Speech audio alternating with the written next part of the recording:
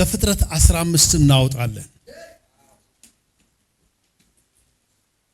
ከዚህ ነገር በኋላ የእግዚአብሔር ቃል በራእይ ወደ አብርሃም መጣ እንዲህ ሲል፣ አብርሃም ሆይ አትፍራ፣ እኔ ላንተ ጋሻህ ነኝ፣ ዋጋህም እጅግ ታላቅ ነው። አብርሃምም አቤቱ እግዚአብሔር ሆይ ምን ትሰጠኛለህ? የሚያለ ልጅ እሄዳለሁ፣ የቤቴ መጋቢ የደማስቆ ሰው ይህ ኤሌዘር ነው አለ። አብርሃምም ለኔ ዘር አልሰጠኸኝም፣ እነሆ በቤቴ የተወለደው ሰው ይወርሰኛል አለ። እነሆም የእግዚአብሔር ቃል እንዲህ ሲል መጣለት፣ ይህ አይወርስም፣ ነገር ግን ከጉልበት የሚወጣው ይወርሳል። ወደ ሜዳም አወጣው፣ ወደ ሰማይም ተመልከት፣ ከዋክብቶችን ልትቆጥር ትችል እንደሆነ ቁጠር አለው። ዘርህ እንደዚህ ይሆናል አለው። አብርሃምም በእግዚአብሔር አመነ፣ ጽድቅም ሆኖ ተቆጠረለት። ከዚህ ነገር በኋላ የእግዚአብሔር ቃል በራእይ ወደ አብርሃም እንዲህ ሲል መጣ። ከዚህ ነገር በኋላ የሚለው ቃል ኃላፊ ነገር እንዳለ፣ የታለፈ ነገር እንዳለ ያሳየናል። ከዚህ ነገር በኋላ የእግዚአብሔር ቃል ወደ አብርሃም እንዲህ ሲል መጣ። ምን ሲል መጣ? አብርሃም ሆይ አትፍራ፣ እኔ ላንተ ጋሻህ ነኝ፣ ዋጋህም እጅግ ታላቅ ነው። 3 ነገሮች ነው የተናገረው እግዚአብሔር። ለዚህ አብርሃም ለሚባል የቃል ኪዳን ሰው ከኡር ከለዳውያን ከጣዖት አምላኪ ህዝቦች መካከል ለይቶ ለክብሩ ሊያኖረው ለወሰነው ዘሩን እንደ ሰማይ ከዋክብትና እንደ ምድር አሸዋ ሊያደርግለት እግዚአብሔር ትውልድን በሱ ስም ሊያስጠራ የወሰነውን ሰው እንዲህ አለው። ከዚህ ነገር በኋላ ከዚህ ቃል በኋላ የእግዚአብሔር ቃል ወደ አብርሃም እንደዚህ ሲል መጣ። አብርሃም ሆይ አትፍራ። ምን አለው? አትፍራ። ቀጥሎ እኔ ላንተ ጋሻህ ነኝ፣ እኔ ያንተ እድል ፋንታ ነኝ ብሎ ሌላ መጽሐፍ ይተረጉማል። እኔ ያንተ እጣ ፋንታ ነኝ። እግዚአብሔር እጣ ፋንታ ሆኖልን አይደለም፣ እንዲሁ ስሙን ብቻ ቢሰጠን በቂ ነው። እኔ ላንተ ጋሻ ነኝ፣ ዋጋህም እጅግ ታላቅ ነው። ያ ዋጋህ ደግሞ እኔ ራሴ ነኝ። ለአብርሃም እየተናገረ ያለው ከአንድ ነገር ውጪ ራሱ እግዚአብሔር ለአብርሃም ራሱን አምላክ ለሰው ራሱን የሰጠበት የመጽሐፍ ቅዱስ ክፍል ቢኖር ደግሞ የተስፋ ቃል እየሰጠ ያለው ራሱ እግዚአብሔር ነው። በትንቢት መንፈስ በነቢያት መንፈስ አይደለም እየተናገረ፣ ቃል በቃል ፊት ለፊት ነው እየተናገረ ያለው። አትፍራ። ለምን ለመሆኑ አትፍራ አለው? ፍርሃት የስሜት ጉዳይ አይደለም። ሰው ስሜቱን እየገለጠ አገር ሰፈር እያወቀ መፍራቱ እየታወቀ እየተንቀጠቀጠ ፍርሃቱ ከውስጥ ወደ ውጪ እየወጣ ፍርሃቱ እየታወቀ ሊፈራ ይችላል። ስሜቱን ደብቆ ፈርቶ እንዳልፈራ ሆኖ ተደብቆ እየፈራ ሰው ሊፈራ ይችላል። እግዚአብሔር አትፍራ የሚል ቃል ከተናገረ ሰው ፈርቷል ማለት ነው፣ በአንድም በሌላም መንገድ። ስለዚህ አጠገባቸው ያለውን ሰው አሁን የምትባለውን ስማ በሉት። ቃል እየመጣ ነው በሉት። ጋራንት ፉል የሆነ የእግዚአብሔር አስተማማኝ የሆነ መገለጥ እየመጣልህ ነው። ሃሌሉያ። አትፍራ። ሁላችንንም የሚያስፈራና የሚያስፈራራ ጉዳይ አንድ አይነት አይደለም። አንዳንዱን የኑሮ ጉዳይ ያስፈራራዋል፣ አንዳንዱን የማህበረሰብ ግንኙነት ጉዳይ ያስፈራራዋል፣ አንዳንዱን የጤና ጉዳይ ያስፈራራዋል፣ አንዳንዱን የልጅ ጉዳይ ያስፈራራዋል፣ አንዳንዱን የትዳር ጉዳይ ያስፈራዋል፣ አንዳንዱ ደግሞ የመኖር ዋስትና ጉዳይ ያስፈራዋል። ለሁሉም አትፍራ አንድ ቃል አለ። የሰራዊት ጌታ እግዚአብሔር የተናገረው አትፍራ። it is a guarant። አትፍራ። አትፍራ ባዩ ማን ነው? አትፍራ ያለን የሆነ ሰው አይደለም፣ ወይንም የተወሰነ ነገር አድርጎልን ሌላውን ማድረግ ስለማይችል አም ሶሪ የሚለን ሰው አይደለም። አትፍራ ያለን ሁሉ ሁሉንም ማድረግ የሚችል አዶናይ፣ ጀሆቫ ራፋ፣ ኤሎሄም፣ ኤልሻዳይ የተባለ አምላክ ነው።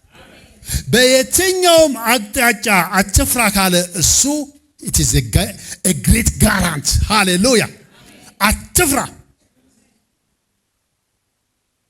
አትፍራ አልፈራም በሉ እስቲ ማን ስለተናገረ መቼም አትፍራ እያለ መፍራት ከጀመርክ በጣም ነው የሚገርመው። አትፍራ አተገባቸው አትፍራ እየተባለ ሁሉ ሌላ ነገር የሚያስብ ሰው አለ። በጌታ በኢየሱስ ስም ሰበርኩልህ። እኔ እግዚአብሔርን አምነዋለሁ። አትፍራ የሚል ቃል ካመጣ እግዚአብሔር በቃ ይሄ ለኔ ጋራንት ነው። ምክንያቱም እሱን የሚያቅተው የለም። ዕንባቆም እንዲህ አለለት ስለዚህ አምላክ ቆመ፣ ምድርን አወከ፣ ተመለከተ፣ አሕዛብን አናወጠ፣ የዘላለም ተራሮች ተንቀጠቀጡ፣ የዘላለም ኮረብቶች ቀለጡ፣ ከእግሮቹ የእሳት ነበልባል ይወጣል፣ ኃይሉ በእጁ ተሰውሯል፣ ጨረር ከእጁ ይወጣል።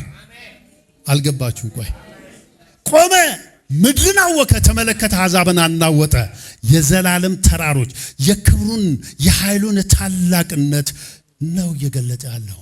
ከእግሮቹ የእሳት ነበልባል ይወጣል፣ ኃይሉ በእጁ ተሰውሯል፣ ጨረር ከእጁ ይወጣል። ያ ብቻ አይደለም። አትፍራ ያለህ እግዚአብሔር አንተን በተናገረበት አቅጣጫ የማድረግ የመንቀልና የመትከል ኃይል በእጁ ስለሆነ የሞተን የሚያስነሳ ከሞት በላይ የበረታለህ የመጨረሻ ደረጃ ላይ የደረሰን ሰው እንደገና የሚያለመልም ዛፍ ቢቆረጥ ቅርንጫፉ እንዳልቅ ተስፋለሁ። ግንዱ በመሬት ውስጥ ቢያረጅ ስሩም በመሬት ውስጥ ቢሞት ከውሃ ሽታ የተነሳ ያቆጠቁጣል፣ እንደ ቅርንጫፍም አትክልትን ያወጣል። የተቆረጠ ያለቀ የተደመደመ የተዘጋን እንደገና ቀጥሎ አዲስ ምዕራፍ በሉ እስቲ። ቆይ አንድ ነገር ልንገራችሁ እዚህ ጋር የተቆረጠ ማለት እንደሆነ ናይን ወደምትባል ከተማ ጌታ ኢየሱስ ክርስቶስ መምጣት በማይገባው መስመር በዛ መሄድ ሲገባው እንዴት ይገርማቸዋል። መጽሐፍ ቅዱስን ቁጭ ብሎ ለሚያነብሰው በማይመጣ መንገድ ነው የመጣው። አንድ ሴት ወጣት ልጇን ልትቀብር እንደ መብራት እንደ ብርሃን የምታየውን ልጇን ልትቀብር በወሳንሳ ወይንም በቃሬዛ ይዛ የሄደች አላቃሾች ከኋላ እያለቀሷት ልትቀብር ነው። አላቃሾቿ የሚረዷት በማላቀስ ነው። ለቅሶውን እጥፍ እንዲወጣላት የሚረዱ ናቸው። አንዱም መክሮ ወይንም ደግሞ ለማዳን የሚችል ሰው አይደለም እየተከተሏት ያሉት። እና ኢየሱስ መጣ በሉኝ። በነገራችን ላይ ሉቃስ ወንጌል ላይ የተጻፈ ቃል ነው። ኢየሱስን ሉቃስ ማን ይለዋል መሰላችሁ? ሩህሩህ አዳኝ ይለዋል። ሃሌሉያ! በርህራሄ የተሞላ አዳኝ በሉት እስቲ ኢየሱስን። ሼካታ ካባታ በቃ ሲያድነኛ አይቻለሁ፣ ሲያድንልኝም አይቻለሁ። ይሄ ሩህሩህ አዳኝ መጣ። ጠጋ አለና አላለቀሰም። እሱ ጠጋ አለና አስከሬኑን የያዘውን ቃሬዛውን ነካና ቁሙ አለ። ጠጋ አለና አሁን እኛ አስከሬን ነው የምንለው። ሰው ከሞተ በኋላ ሰውየው እንኳን አንለውም። ስሙን ወዲያው ነው የምንቀይርለት። ማን እንለዋለን? አስከሬን። አንተ ጎበዝ ልሃለሁ ተነስ ሲለው ሙታን የእግዚአብሔርን ልጅ ድምፅ ስለሚሰሙ አንተ ሙታን የኢየሱስ ክርስቶስን ድምፅ ይሰማሉ። አንተ ጎበዝ ልሃለሁ ተነስ አለው። ወጣቱም ድምፁን ሰምቶ ብድግ አለ። በትንሣኤ ጌታ ፊት የሚቆም ሞት አለ? ያለቀ የተቆረጠን የሚቀጥል ጌታ ነው አትፍራ እያለ ያለው። አትፍራ የሚልህ ነገርህ እንኳን ቢሞት ትንሣኤ ሰጥቶ የሚቀሰቅስ ጌታ ነው። አይቻሉም የሚባሉ ነገሮችን የሚችል ጌታ ነው። አይሆንም ያልከውን ያንዳንዱ ሰው ችግር ልንገርህ የኢኮኖሚ ችግር ነው። አሁን ነገ ምን እበላለሁ አትርፈህ ለሌላም ትሰጣለህ። ባጭር ቃል ልንገርህ በሁለት ዓሣ በአምስት እንጀራ የመገበ ጌታ ነገ ምን እበላለሁ ስትል አንተ ያበላል። እኔ መልአክ እኮ መግቦኛል። ቆይ ልመስክርላችሁ፣ ምስክርነት ጥሩ ነው። መልአክ እኔ መግቦኛል። 18 ቀን ጾም ጸሎት ይዤ በዛን ጊዜ ለነገሩ እኔ ራሱ አኗኗሩም ያው ጾም ጸሎት በሉት በቃ ኑሮ ራሱ የጾምና የጸሎት ኑሮ ነው። በቃ በውዴታም በግዴታም እንጾማለን። ሃሌሉያ። ያን ጊዜ ነው ያልኳቸው አሁን አይደል እና በቃ ጌታ ሆይ አሁን ምን አልኩኝ? ጾም ጸሎት ጨርሻለሁ አልኩኝ። ሌላ ጾም ጸሎት እንዳይቀጥል የምበላው ያስፈልገኛል አልኩት። እውነት አይደለም? ያስፈልገኝ ሰው ነኛ። ውጣ አለኝ። ወደ ውጪ ወጣሁ። ጉዞ ጀመርኩ።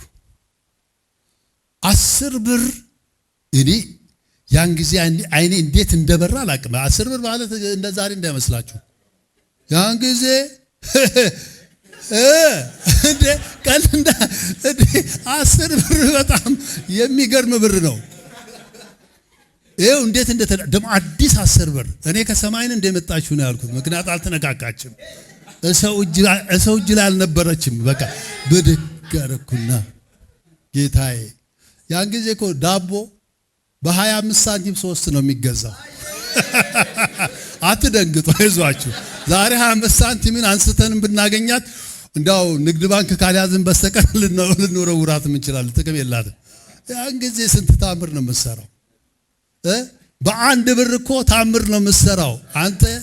ብዙ በ50 ሳንቲም ሽሮ የሚበላበት ሰዓት ነው። እና በቃ ሄድኩና ቅቅሌን በላው፣ ጥብሴን በላው። አንተ ያዘጋጃል እኮ። ሌላ ጊዜ በፈልጋችን 10 ብር እኮ በየመሬቱ አላገኛትም። ያበላል አያበላም፣ ያኖራል አያኖራም። ተመለስኩና ቤት ትርፍ ደግሞ አለኝ። ትርፍ በኪሴ ትርፍ አለ። ሃሌሉያ። አሁን እንዴት ይሰጣል ብትለኝ 10 ብር ቢሰጥ እንደማይበቃ ስለማያውቅ 1 ሚሊዮን ነው የሚሰጥ በኢየሱስ ስም። ሃሌሉያ። ክብር ለጌታ ይሁን። ምክንያቱም 10 ብር አይመጥንህማ ዛሬ። ያን ጊዜ መጠኑን እኮ ያውቃል እሱ። የኔ ጌታ ስሙ ይባረክ። ሃሌሉያ። ይሰጠኛል በል እስቲ። እሱን ተከትለ ከተራብክ እኔን ጠይቀኝ፣ ከተጠማህ እኔን ጠይቀኝ። ይኸው ከዛ ተመለስኩና ወደ ቤቴ ተመልሼ ጌታዬ ስም ብሩክ ይሁን አልኩና አመሰገንኩት። በሁለተኛው ቀን ላቆም የነበረውን ጾም ጸሎት አሁን ተገኝቷላ። ወደ እኮ 7 ብር ምናምን እኮ አለኝ። ሀብታም ነኝ እኮ እኔ። ቀጠልኩ ጾም ጸሎት። አሁን ጾም ጸሎት የለም። ሃሌሉያ። ቀጠልኩ። በጥቂቱ በማባዛት የሚያኖር አምላክ ነው። ስለ ኢኮኖሚ የምትጨነቋላችሁ፣ ምን እበላለሁ፣ ምን አበላለሁ፣ ምን እኖራለሁ፣ እንዴት እከፍላለሁ፣ ለትምህርት ቤት ለልጅ ግድ የለህም። እሱ የታመነ አምላክ ነው። አትፍራ በሉት። አጠገባቻለሁ ሰው ጤና ተቃውሶ ታመ ህመም እያስቸገረህ ያለ በቃ ልሞት ነው እንዴ? የትንሣኤ ጌታ መድኃኒት ኢየሱስ ውሃንም ከመድኃኒት ምንጭ ትቀዳለህ፣ እግዚአብሔር ኃይልና ዝማሬ መድኃኒትም ሆኖኛል ተብሎ እንደተጻፈ መድኃኒት የሆነ ጌታ ኢየሱስ እያለ አትሞትም። ከብዙ በሽታዎች ፈውሶኛል። እኔ አንድ ጊዜ ጀርመን ላይ ያመኝ ነበርና ሄድኩና ኤክስሬ ተነሳው። ዶክተር ነው አዘዘልኝ። ሲቲ ስካን ተነሳው። ኦፕራሲዮን መደረግ አለብህ አኩይት ነው ተባልኩና ከዛ ሆስፒታል ገብቼ ተኛው። እውነቴን ነው የምነግራችሁ። አልጋ ላይ ጥሩ አልጋ፣ በጣም ደስ የሚል አልጋ። ውጭ ሀገር ነው እዚህ ሀገር አይደለም። ለጥ አልኩኝ። ተመቸኝ። በቃ ምግብም አማረኝ። ደግሞ ምግብ ከለከሉኝ። ኦፕራሲዮን ልደረግ ነው። አንድ ስቴጅ ተወግቼ ኦፕራሲዮን ልደረግ ተኝቼ እኔ መድኃኒት አለኝ አይደለ እንዴ ጌታዬ፣ እኔ በቃ ሰርጀሪ መደረግ አልፈልግም። በቃ አንድ ቀንም ተነክቼ አላቅም። እባክህ ፈውሰኝ አልኩት። ተሰምቶኝ አሁን ለስምም ጥሩ አይደለም ጌታ ሆይ፣ ሌሎችን ሄጄ ልፈውስ ብል አሁን ማን ነው ተቀድጄ መጥቼ የሚያምነኝ? እንዳው በቃ የኔን አስተሳሰብ ነው ያልኳችሁ። ምንም ችግር የለውም። በሐኪምም እግዚአብሔር ይፈውሳል። ሌላ ጥግና ጠርዝ እንዳትይዙብኝ በጌታ በኢየሱስም ተመለሱ። እኔ በሐኪም አምናለሁ፣ በሕክምና አምናለሁ። ጥቂትም ደግሞ አውቃለሁ፣ ብዙ አላቅም እንጂ። ሃሌሉያ። ሞሪሴ ሌሮ የሚባል የተቀባ አገልጋይ ምን አለ? እንደ ሁለተኛ ብርጌድ ነው አለ ሕክምና። ስለዚህ መድኃኒት አትጣሉ። እሺ አቁሙ ካላላችሁ፣ ራሱ ዶክተሩ ካላዘዛችሁ አታቆሙ።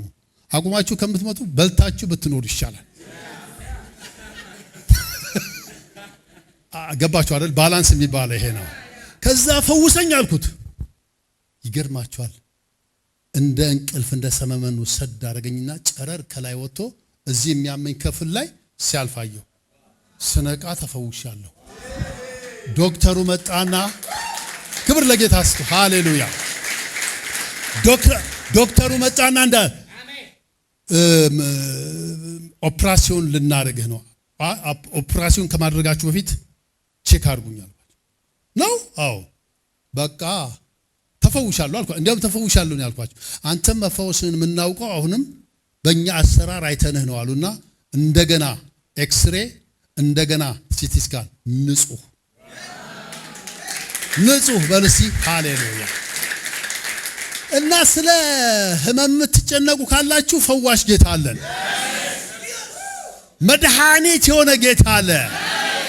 ያድናል፣ ይፈውሳል፣ ይታደጋል። ሃሌሉያ። አትፍራ። ትዳሬ አደጋ ላይ ሊወድቅ ነው። አደጋ ላይ የምትሏላችሁ እሱ ድንቅ መካር ነው። አማክሪው። እግዚአብሔር እነሆ ትዳርሽን ይፈውሳል፣ ትዳርህን ይፈውሳል። ቅድም ሲነበብ ነበር። ሕፃን ተወልዶልናል፣ ወንድ ልጅም ተሰጥቶናል፣ አለቅነትም በጫንቃው ላይ ይሆናል፣ ስሙም ድንቅ መካር፣ ኃያል አምላክ፣ የዘላለም አባት፣ የሰላም አለቃ ተብሎ ይጠራል አይደል? ምንድነው ይሄ ድንቅ መካር የሚለውን የግሪክ ቃል በአራት ነው የሚከፍለው። ግሪኮ፣ ኒቶጂያ፣ ፓራክሌሲ፣ ፓርሞቴውማይ፣ አንቲኮማይ ይለዋል። ሁሉንም ምክር አማርኛችን ምክር ነው የሚለው። በግሪክ ግን የተለያዩ የአመካከር አይነቶችና ምክሮች አሉ። ቢዝነስ ለሚሰራ ሰው አእምሮ እንደተጨነቀ ሰው አይደለም የሚመከረው። በቃ ይሄ ከገባችሁ በቂ ነው። ክብር ለእግዚአብሔር ይሁን። ስለዚህ የትኛው ምክር ነው የሚያስፈልግህ? ድንቅ መካር። አማክረው፣ ይነግርሃል። ትዳሬ አደጋ ላይ ነው ስትለው ትዳርህን አደጋ ላይ ሊጥል የሚችለው ጉዳይ ይሄ ነው ብሎ ይመክርሃል። ማድረግ የሚገባህን መስራት የሚገባህን። ስለዚህ አትፍራ ብሎ አጠገባ ያለ ሰው አማካሪህን አማክረው። አብርሃም ሆይ አትፍራ፣ እኔ ላንተ ምን ነኝ? ጋሻ። ትምህርት አልገባኝ ያላችሁ አላችሁ። ትምህርት አልገባ እኮ አለኝ። እኔ ደንቆሮ ሆነህ አይደለም። ይኸው የሚቀየር ማይንድ ሴት አፕ አለ፣ የሚነካል ፓርት አለ።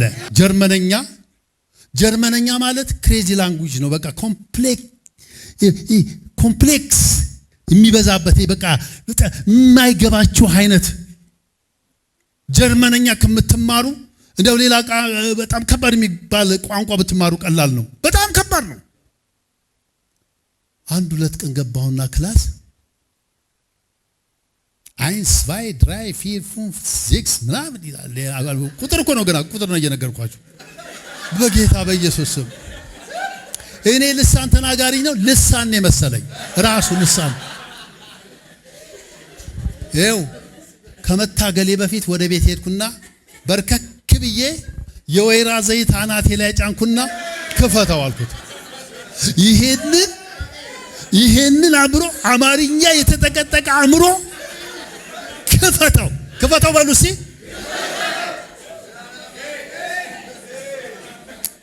ጌታው ያስተምረኝ አልኩት። ልጆችሽ ከእግዚአብሔር የተማሩ ይሆናሉ አይደለም የሚለው ቃል። እዴ በቃ ካንተ ልማር አስተምረኝ አልኩት።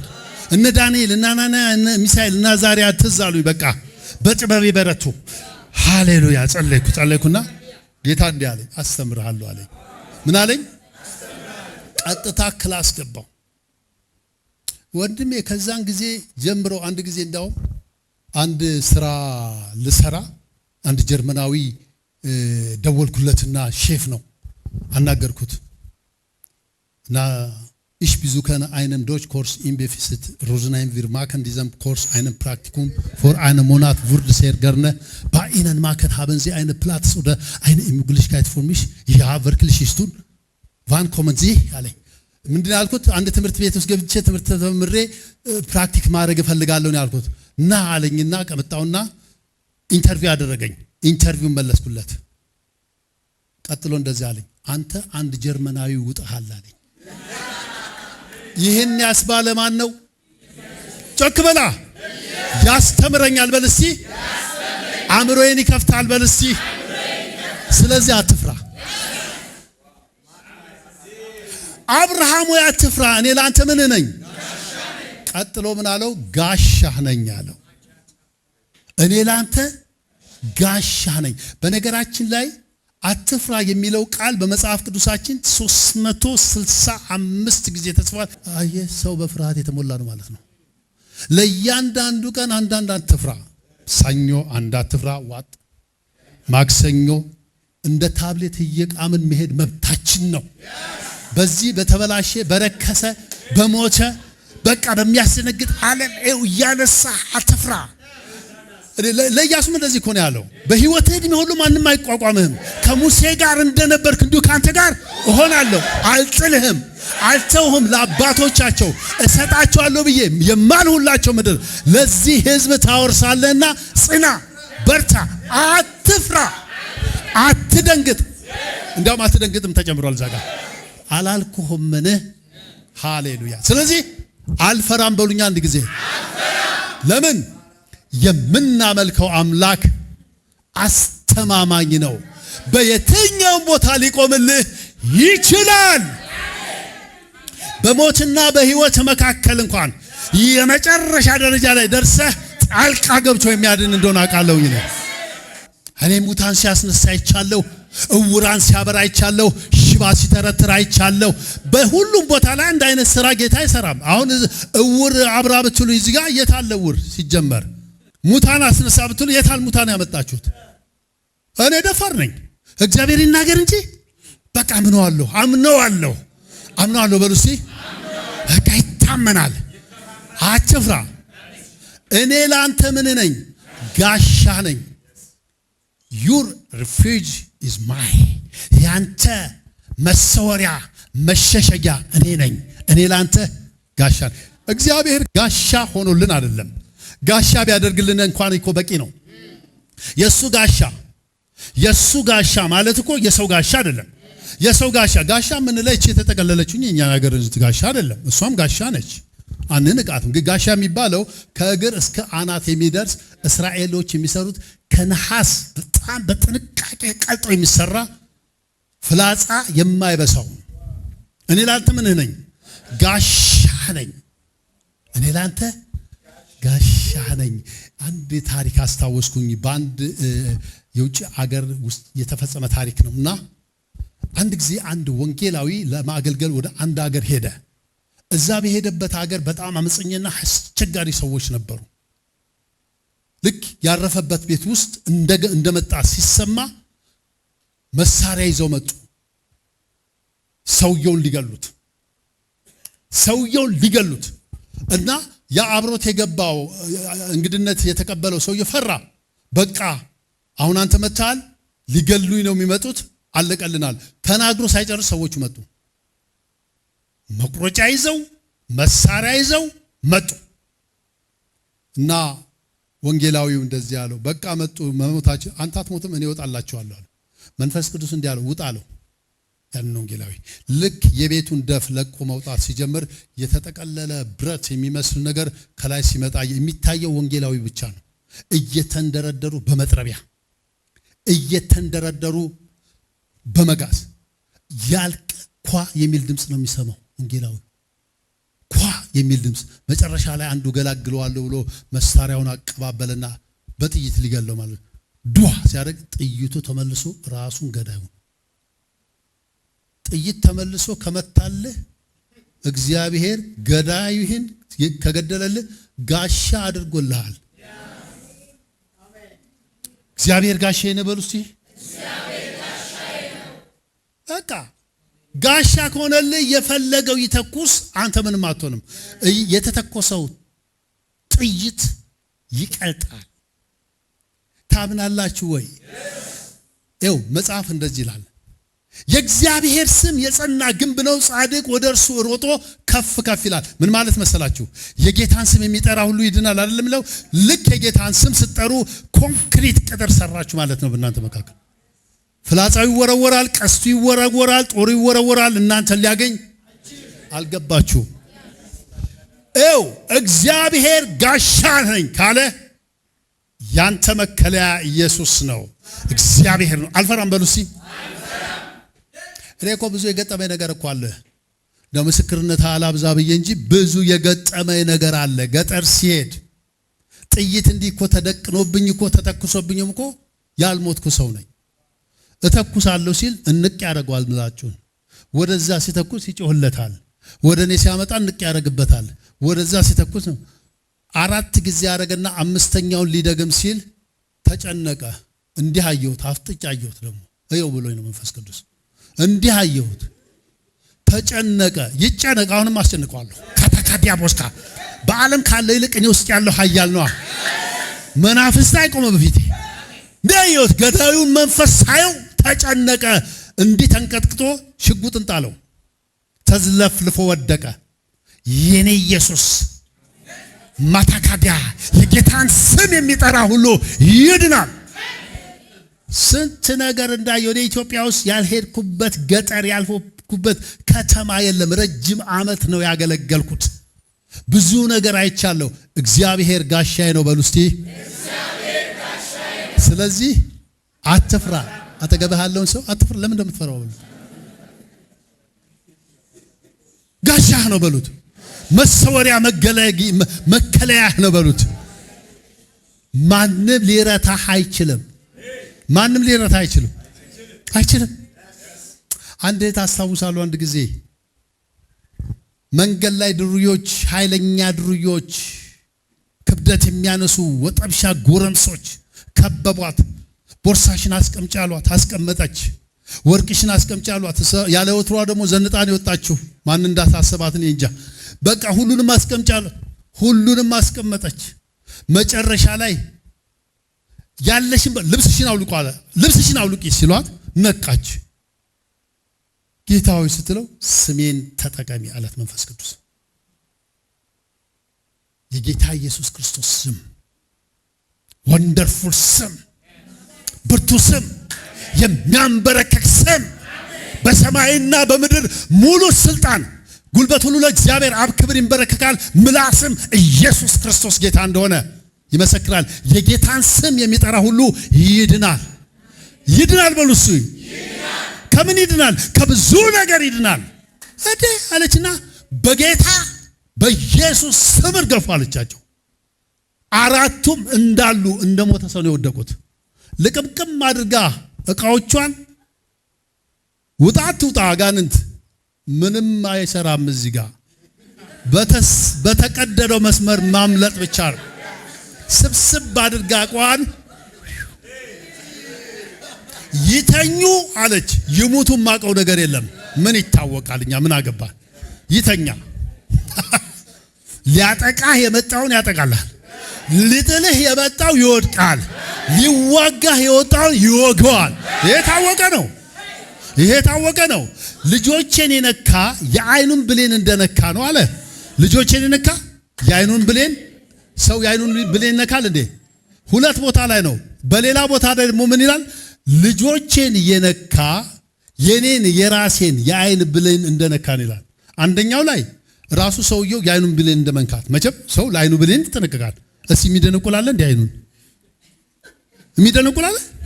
ማንም አይደነቁልም፣ የዓይንን ጥቅም ስለምታውቀው። አንዱ እንደዚህ ነው፣ የራሱን የዓይን ብሌን እንደሚነካ። ሁለተኛው የራሱን የእግዚአብሔርን ዓይን ብሌን የሚነካል ወይ? ሊነካ አይደለም፣ ሊቀርብ አይችልም። ስለዚህ ልጆችን የሚነካ እንደዚህ ነው ያለው። ስለዚህ አትፍራ በሉት። ለአንተ እግዚአብሔር የመጨረሻው ሐሳብ ዋጋ እጅግ ታላቅ ነው። አንድ መዝሙር በነገራችን ላይ የዕብራይስጡ ቃልና የአማርኛችን ቃል እዚህ ቃል ላይ ተመሳሳይ አይነት ትርጉም ነው ያለው። አንዳንድ ትርጉሞች ትርጉሙን ለየት ያደርጉታል። ትክክለኛው የዕብራይስጡ ቃል ዋጋ እጅግ ታላቅ ነው ማለት የዋጋ ተመን ባንተ ላይ ወጥቶብሃል ማለት ነው ትርጉሙ። ዋጋ ምንድነው? እጅግ ታላቅ ነው። የዋጋ ታላቅነት የተተመነ ነው ማለት ነው። መዝሙር 48 ላይ እንዲህ ይላል፣ ወንድም ወንድሙን አያድንም፣ ሰውም ለሌላው ቤዛ አይሆንም። የነፍሳቸው ለውጥ ከብሯል፣ ለዘላለም ቀርቷል። የነፍሳቸው ለውጥ ከብሯል፣ ለዘላለም ቀርቷል። ተሰቅሏል፣ አይወርድም ማለት ነው። ጌታችን ኢየሱስ ክርስቶስ እኛን ሲገዛን የገዛን በገዛ ደሙ ነው። በኮርማዎች፣ በፍየሎች፣ በዋንሶች ደም ሳይሆን በራሱ ደም። ራእይ መጽሐፍ ምዕራፍ 5 ላይ ምን ታነባላችሁ? እንደ ታረደ በግ ቆሞ አየው ማለት the secret of the power of the blood of Jesus የደሙ ኃይልና የደሙ ሚስጥር ይግባቸዋል። እንደ ደሙ በሉ እስቲ ገዝቶናል። ደሙ ከሞተ ሥራ ህሊናን ያነጻል፣ ንጹህ ያደርጋል። የፍየሎችና የኮርማዎች ደም አይደለም፣ የኢየሱስ ደም ነው። ደሙ ከቁጣ ያድነናል፣ ከሰውም ከእግዚአብሔርም ከሰይጣንም ቁጣ። በደሙ ሰላም አገኘን፣ ሰላም ይሰጣል። ደሙ ስጠራ ሰላም ነው የሚሰጥህ። አልገባችሁም? አሁንም ያው ቴዎሎጂ ካላችሁ ቴዎሎጂ የሚያስተምራችሁ የኢየሱስ ክርስቶስ ደም ያነጻል ብቻ ነው። የኢየሱስ ክርስቶስ ደም ማንጻት ብቻ ሳይሆን በውስጡ ፓወርና ኃይል ሕይወት ስላለ ደሙ ይጋርዳል። ደሙ ከቁጣ ያድንሃል። ደሙ ሰላምን ይሰጣል። ደሙ እርቅን ያወርድልሃል። ትታረቃል። በደሙ ሰላምን አገኘን። በደሙ ከእግዚአብሔር ጋር ታረቅን። በደሙ ከቁጣ ሁሉ ሃታካዲያ ፖስታካዲያስ የኢየሱስ ደም በሉሲ the blood of Jesus ሃሌሉያ። የኢየሱስ ደም ክቡር የሆነው የኢየሱስ ደም፣ አጋንንት የማይችለው ደም፣ ሰይጣን የማይችለው ደም፣ ክፉ የማይችለው ደም፣ ፐርሲኩዌሽን የማይችለው ደም በደም ነው የተገዛ ነው። በደም ነው የተገዛ ነው። በገዛ ደሙ የዋጃትን የእግዚአብሔርን ቤተ ክርስቲያን ተጠብቋት ዘንድ በደሙ ተገዝተናል። በምን ተገዝተናል? በደም ገዛንና ደም ቀላል ዋጋ አይደለም ያለው፣ ተራ ዋጋ አይደለም ያለው። የኢየሱስ ክቡር ደም ዋጋው ትልቅ ነው። ደም ካፈሰሰል በኋላ አንተን ጠራና በደሙ አጠበህና በደሙ የራሱ ወይስ ስጋችሁ ከእግዚአብሔር የተቀበላችሁት በእናንተ የሚኖር የመንፈስ ቅዱስ ቤተ መቅደስ እንደሆነ አታውቁምን? በዋጋ ተገዝታችኋል፣ የራሳችሁ አይደላችሁም። በስጋችሁ ማንን አክብሩ? በዋጋ ምን ብላችኋል? አንተን ከዓለም አመጣና በደሙ አነጻና የዋጋ ተመን አንተ ላይ አወጣ። በደንብ ስሙ። የዋጋ ተመን አወጣና ለጠፈብህ። ወንድ የሆነ ይድፈረው ብሎ በአደባባይ ለቀቀ። ማን ነው የሚደፍረኝ በሉ እስቲ። አሁን ችግሩን መሰለ በራሳችን ዲስካውንት አወጣንና ማቀናነሻ አወጣንና ራሳችንን ሸጥ ነው። ለዓለም ለሰይጣን ለሁኔታው ሸጥ ነው እንጂ የተገዛ ነው በክቡር ደም። አም a unique person በጣም ልዩ ሰው ነው ይበሉ ባካችሁ። የነፍሳቸው ለውጥ ከብሯልና ለዘላለም ቀርቷል። ዋጋህን ሰቅሎታል፣ ማንም ሊያወርደው አይችልም። ይኸውልህ አታራክስ፣ ራስን አትጣለው። በዋጋ ተገዝቻለሁ በል። የዋጋ ተመን አንተ ላይ ወጥቷል። ዲካፓታካዲያቦስ ክርስቲያን በክርስቶስ ደም የተዋጀ የንጉሥ ካህን የሆነ ውድ ነው። you are precious for the God። ስለዚህ በረከቱም ባለጠግነቱም በደጅህ በቤትህ በግ። በነገራችን ላይ አብዛኞቻችሁ ኮሚትድ ከሆናችሁ ኦቢዲየንስ ወይ መታዘዝ ህይወት ውስጥ ከገባችሁ በደንብ ስሙኝ። ባለጠግነት ምን እንደሆነ ያሳያችኋል ጌታ። ብሩ ወርቁ የሱ ነው። ብልጽግናው የሱ ነው። ጤና የሱ ነው። ሰላም የሱ ነው። ክብር የሱ ነው። አትፍራ፣ እኔ ላንተ ጋሻ ነኝ። ዋጋህም እጅግ ታላቅ ነው። ዋጋዬ ከፍ ብሏል በሉ። የኔ ዋጋ ልዑል ነው። እግዚአብሔር ነው። ገንዘብ የለህም ማለት ድሃ ነህ ማለት አይደለም በሉት። አጠገባችሁ ያለው ሰው የተሰወረ የጥበብና የእውቀት መዝገብ ያለው ጌታ ካንተ ጋር ይሁን እንጂ ለሚጠሩት ባለጠጋ የሆነ ጌታ እወቅበት እንጂ በረከቱ ባንተ እጅ ነው ያለው። እንጸልይ እስቲ። በዚህ መንፈስ ሆነን እንጸልያለን። ጥቂት ነው የምንጸልየው። ሴና ሀዳ ገባዳስ ፔንቶርዳስ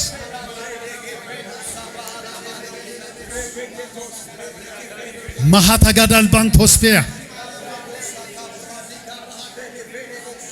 ሆስታጋዲ ጋልባን ቶርዳል ፓዲያለቦስ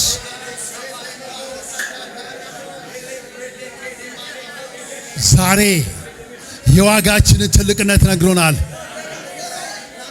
አትፍራ ብሎናል። ጋሻችን እንደሚሆን ነግሮናል። ናልፓዲጋዳስ ካቦን ካታካዲያ ፖሳና ማንታራዲያሳ ሜፓሶዲላ ሃባጋንዶስ ኢላ ረበጋዲጋዳባስ ተንዶል ቢሃዳጋስቢያ ሸነለበሪያቦስ ፓራጋድ አዲጋዲጋዲ ሐሳካንዶስ ሜፓራዳ ሃላባጋንዶስ ፓራባጋዲ አለቦሳ ረጋሃዲያጎስ ሰማሃዲያላስ ሊታካዳሶ ፓቶካንዳ ሎሃ ፓቻ ዳልባንቶራ ባጋስ